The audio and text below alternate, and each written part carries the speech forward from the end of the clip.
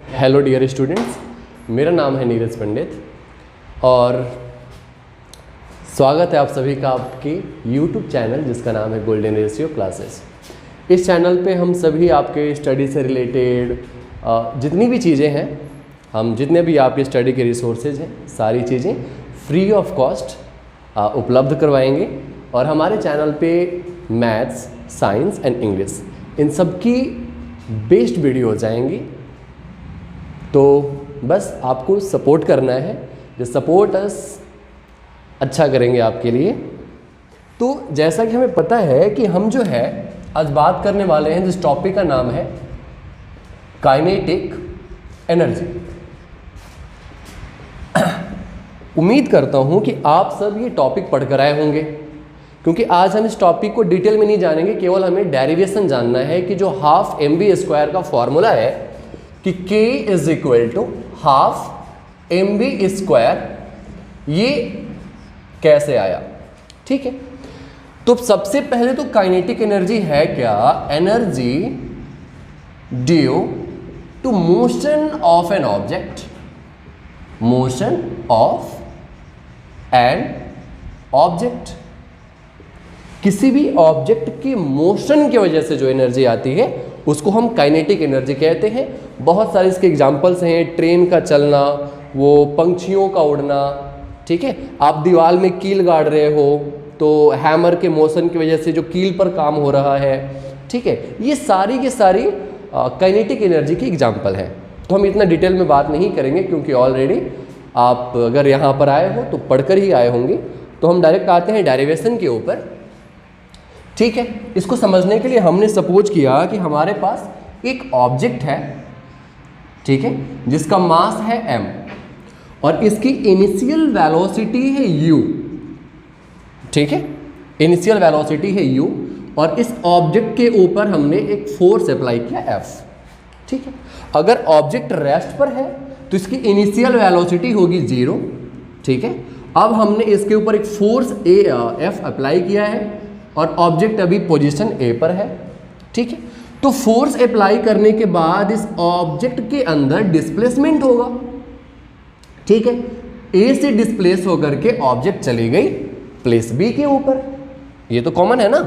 अगर ऑब्जेक्ट रुकी हुई है तो इनिशियल वेलोसिटी 0, अब वो v वेलोसिटी से आगे बढ़ रही है तो उसकी जो फाइनल वेलोसिटी है हमने उसको v मान लिया कि v वेलोसिटी से आगे बढ़ रही है, फाइनल वेलोसिटी उसकी v है।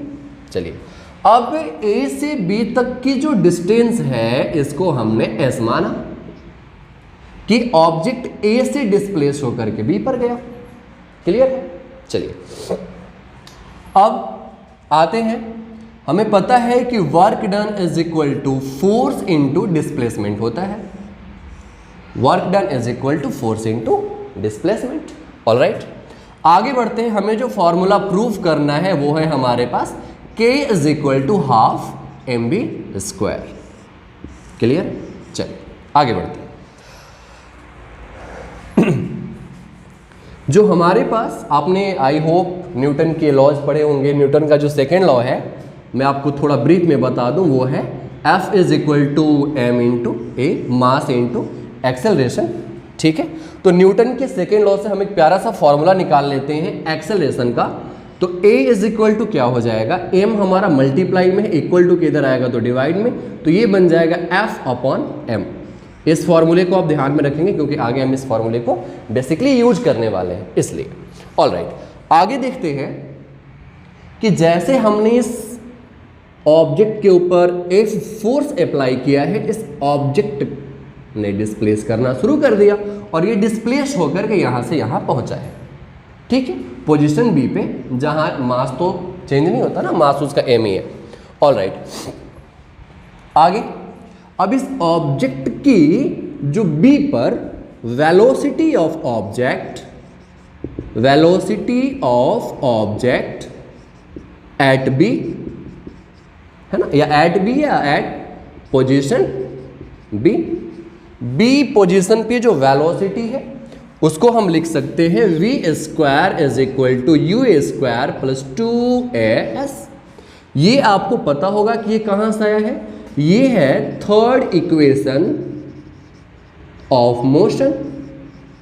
चैप्टर 1 में आपको पढ़ना है जिसका नाम है मोशन, उसमें आपने पढ़ा होगा थर्ड इक्वेशन ऑफ मोशन। चलिए अब आप देखो जरा, जो u है इनिशियल वेलोसिटी है वो क्या है, 0, क्योंकि बॉडी अगर रेस्ट पे है तो इनिशियल 0, अगर बॉडी ने रेस्ट से चलना शुरू किया तो इनिशियल 0, और अगर बॉडी रेस्ट पर आती है ना, अगर बॉडी रेस्ट पर आती है तो हमारा फाइनल 0 होता है।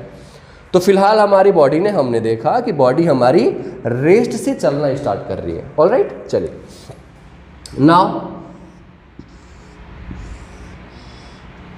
Now v square is equal to, अब यू तो हमारा 0 है तो इसको हम डायरेक्ट लिख सकते हैं 2as। अब u 0 है तो u का स्क्वायर भी 0 होगा, और आप 0 में अगर 2as को प्लस करोगे तो वहीं आएगा। अरे भाई 0 + 5 कितना आता है, 5 ही आता है ना, तो 0 + 2as क्या आएगा, 2as। ठीक है, यहाँ तक तो क्लियर है। चलो नेक्स्ट स्टेप में हम देख लेते हैं बच्चे, v square is equal to 2, a की जगह पे हम लिख सकते हैं F/m। इस बॉडी में जो एक्सेलरेशन हो रहा है वो a है, तो उसको हम लिख सकते हैं a की जगह पे F/m, और यहां हमने लिख लिया s। ऑलराइट, नाउ अब v square is equal to 2 into F/m into s, यहां तक तो ठीक है। चलिए आगे आते हैं। अब हमने इस m को इधर भेज दिया, तो अगर कोई भी डिजिट है अगर वो डिवाइड में है उसको इक्वल टू के इधर हम भेजते हैं तो मल्टीप्लाई में आ जाएगा, डिवाइड में है तो मल्टीप्लाई में आएगा, मल्टीप्लाई में होगा तो डिवाइड में जाएगा, प्लस में होगा तो माइनस में, माइनस में होगा तो प्लस में, है ना, साइन उसमें चेंज हो जाता है। ठीक है, क्लियर। ऑलराइट, तो ये हमारा बन गया, ये हमने मास को जब इधर भेजा, ठीक है, तो ये मल्टीप्लाई में आ गया, mv square is equal to 2 into F into S. अरे हमने मास को जब इधर भेज दिया तो क्या बचा, 2 बचा, f बचा और s बचा, 2fs। Now mv square is equal to, अब जरा समझो, 2 मल्टीप्लाई में है, 2 को जब इधर भेजेंगे तो डिवाइड में आ जाएगा। मैंने बताया ना अभी, मल्टीप्लाई इक्वल टू किधर भेजोगे, डिवाइड में हो जाता है, डिवाइड को इक्वल टू किधर भेजोगे, मल्टीप्लाई में, माइनस को भेजोगे प्लस, प्लस को भेजोगे माइनस। ठीक है, छोटी छोटी बातें ही। तो mv square upon 2 is equal to f into s, यहां तक क्लियर है। चलिए अब जरा समझो, fs किसके बराबर है, वर्क के बराबर, w के बराबर। तो जब वर्क के बराबर fs है तो हम fs की जगह पे वर्क लिख सकते हैं ना, mv स्क्वायर इज अपॉन 2 बराबर w।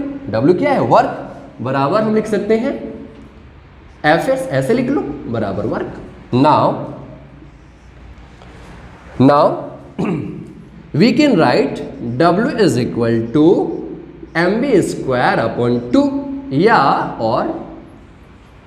और we can write w is equal to half mv square. Alright, now अब जो वर्क डन होगा, ठीक है, we can write, we knowing well that work done stored in the form of kinetic energy। ठीक है, work done stored in the form of kinetic energy, तो हमको पता है। Now we can write w is equal to K E is equal to half mv square. Alright, now we can write K E is equal to half mv square. Now hence proved, this is the derivation of kinetic energy। all right, क्या किया हमने, first we are knowing well that work is equal to force into displacement. ध्यान रहे, this is displacement, it's not a distance. कितने बार बच्चे mistake करते हैं, एस को डिस्टेंस समझते हैं, दोनों का एक्चुअली हम सिंबलाइज भी सेम वर्ड से करते हैं, बट ये डिस्प्लेसमेंट है। ऑलराइट, और हमें पता है के बराबर हाफ mv स्क्वायर, हमें कुछ नहीं किया। Velocity of object at position B, हमने एक ऑब्जेक्ट को माना जिसका मास m है, इसकी इनिशियल वेलोसिटी भाई रेस्ट पे है तो इसका u 0 है। अब इसके ऊपर जब फोर्स अप्लाई किया तो पोजीशन a से पोजीशन b पर आया, जहां इसकी फाइनल वेलोसिटी हो गई v, है ना। ऑलराइट, तो तो इस पे जो पोजीशन बी पे फाइनल वेलोसिटी है उसको हमने क्या लिखा, v square is equal to v square plus 2as निकालने के लिए। अब ये कहां से आया सर, तो ये आया मोशन के थर्ड इक्वेशन से जो हमने चैप्टर फर्स्ट में ही पढ़ रखा है। All right, third equation of motion. Now अब v स्क्वायर u हमारा तो जीरो है क्योंकि यहां पर u की बॉडी रेस्ट पे है तो इनिशियल जीरो, तो हमने मान लिया जीरो। अब जीरो का स्क्वायर तो भाई जीरो ही होता है, प्लस हमने किया 2as में जीरो प्लस होगा बच्चे तो वहीं आएगा।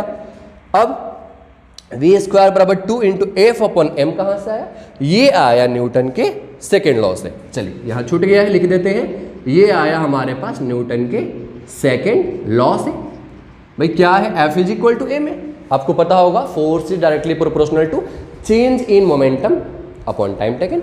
ऑल राइट, तो एफ एम ए वहीं से आया है हमारा, इसके बारे में हम बाद में बात कर सकते हैं। अब हमारा फॉर्मूला है A is equal to F upon M. All right, now A की जगह पे हमने एफ अपॉन एम डाला इनटू डिस्प्लेसमेंट हमारा। Now M B square, M इधर आया तो मल्टीप्लाई में आ गया, एम बी स्क्वायर बराबर 2 into F into S. Now ये 2b इधर आया तो मल्टीप्लाई में था, इधर आया डिवाइड में, एम बी स्क्वायर अपॉन 2 बराबर F S is equal to M B square upon 2 बराबर एफ एस बराबर डब्ल्यू। ये कहाँ से आया, वर्क डन बराबर होता है force into displacement. Now W is equal to M B square upon 2 और W is equal to half mv square. All right, now work done is stored in the form of kinetic energy, w is equal to k बराबर half mv square, hence proved. Thanks and thank you, thanks for watching. अगर ये video आपके लिए helpful है please share and subscribe and support us. हम ऐसे ही अच्छी अच्छी वीडियो आपके लिए लेकर आते रहेंगे। Thanks for watching, thanks to lord my dears.